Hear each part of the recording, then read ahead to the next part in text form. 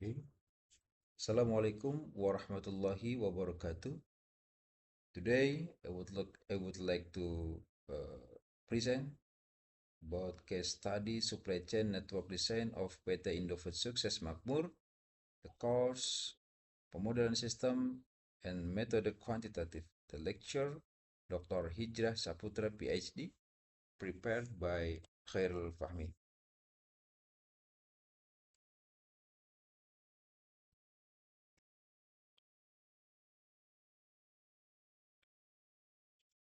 The breakdown, the background of PT Indofood Success Makmur Tibika. And this, the problem statement. Indofood is currently facing increased demand in the eastern region of Indonesia.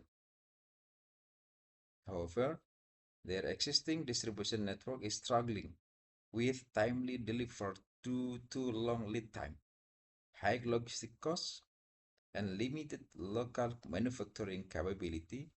The company is considering option to optimize in supply chain network to improve efficiency and meet rising demand. The task,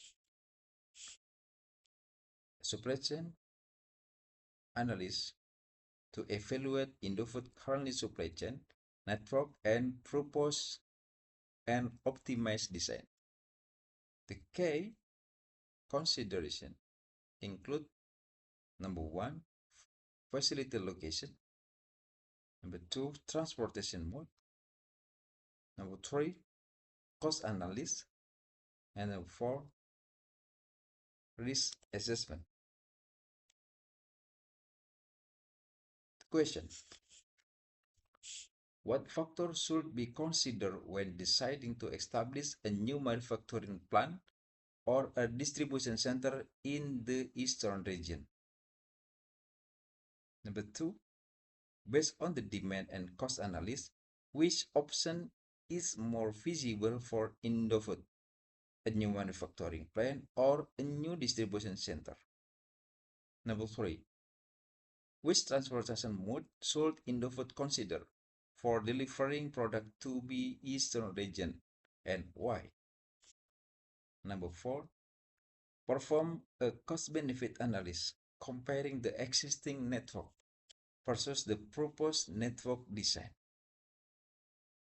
Number five, identify and explain potential risks in implementing the new supply chain design and provide strategies to mitigate this risk. Answer. Number one, analysis of factor in deciding between a manufacturing plant or a distribution center in eastern Indonesia. The deciding the decision to establish a new facility should be based on strategic, operational, and financial consideration rather than focusing solely on initial investment costs. A. Market demand factor. If demand is in eastern Indonesia is stable and continuous growing, fluctuating or seasonal, a distribution center is more appropriate. In Indofood case, demand growth in eastern Indonesia is relatively new and still developing. Therefore, a distribution center provides greater flexibility as an initial solution. B. Infrastructure and regional readiness. Eastern Indonesia currently faces uneven port and road infrastructure, limited availability of skilled manufacturing labor, restricted access to energy and raw material. So this condition significantly increase the operational risk of establishing a manufacturing plant compared to a distribution center. C. Economies of scale. Manufacturing plant require large production volume to achieve cost efficiency. If demand has not yet reached the minimum economic scale, unit production cost will be higher than production centralized in Java. A distribution center does not require the same scale of demand to operate efficiently. D. Lead time and market responsiveness. A regional distribution center can reduce distribution lead time, improve service level, minimize the risk of stockout. For short-term improvement in customer satisfaction, a distribution center is more effective than manufacturing facility. Answer number 2. Feasibility analysis. Manufacturing plant versus distribution center. So feasibility conclusion, if we look the table strategy comparison,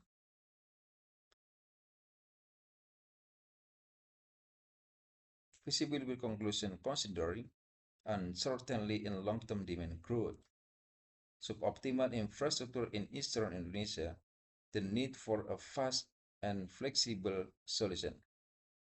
So establishing a new distribution center is eastern in the most feasible option or at present. A manufacturing plant might be considered as a long-term strategy once demand becomes stable and predictable.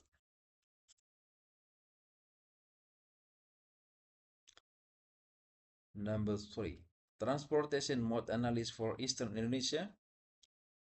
Transportation mode alternative: sea transportation, air transportation, multimodal transportation, sea and land. Sea transportation analysis: advantage: lower cost per unit, suitable for large shipment volume, stable for mass distribution. Disadvantage: longer lead time, exposure to weather-related risk. However, for Indofood FMCG product, characterized by high volume and thick margin, cost efficiency is more critical than extreme speed. Air transportation analysis: very high transportation cost, suitable only for high value or emergency shipment, not suitable as primary transportation mode. So transportation conclusion: sea transportation should serve as the backbone of the distribution network, supported by safety stock at the regional distribution center, land transportation for last mile distribution. Number 4, cost benefit analysis, existing network versus proposed network. Existing network, Java centric. Cost and impact: high transportation cost, long lead time, lower service level, high risk of stockout in Eastern Indonesia. Proposed network: Eastern Indonesia Distribution Center, additional costs, distribution center investment, warehouse operational costs, increased inventory holding costs. Benefit: reduce last mile transportation costs, shorter lead time, improve service level, reduce lost sales, higher customer satisfaction. Cost benefit evaluation: although the proposed network introduces high fixed costs, the totally supply chain cost is expected to decrease due to transportation efficiency, lower service failure costs, optimize regional inventory management. This result is a positive net benefit in the medium to long term. Now 5, risk analysis and mitigation strategy. A, operational risk, supply disruption to the distribution center, inaccurate demand forecasting. Mitigation strategy: Safety stock based on demand variability. Integrated forecasting system and WMS implementation. B. Infrastructure and transportation risk, shipment delay, port disruption, mitigation strategy, multi-port sourcing strategy, contract with multiple third-party logistic provider.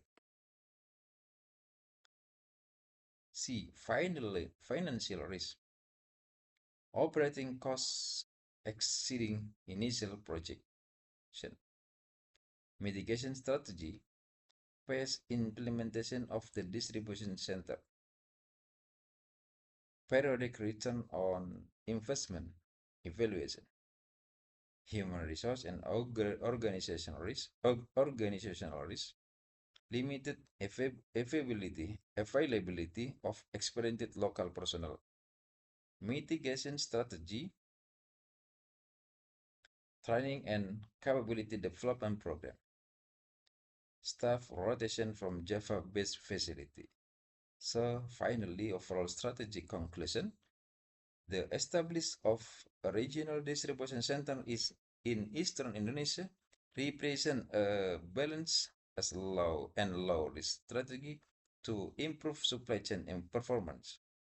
This approach enhance service level and low and cost efficiency in the short to medium term, while a manufacturing plant remain a viable long-term option once demand stability. Thank you for now. I hope it is useful. Assalamualaikum warahmatullahi wabarakatuh.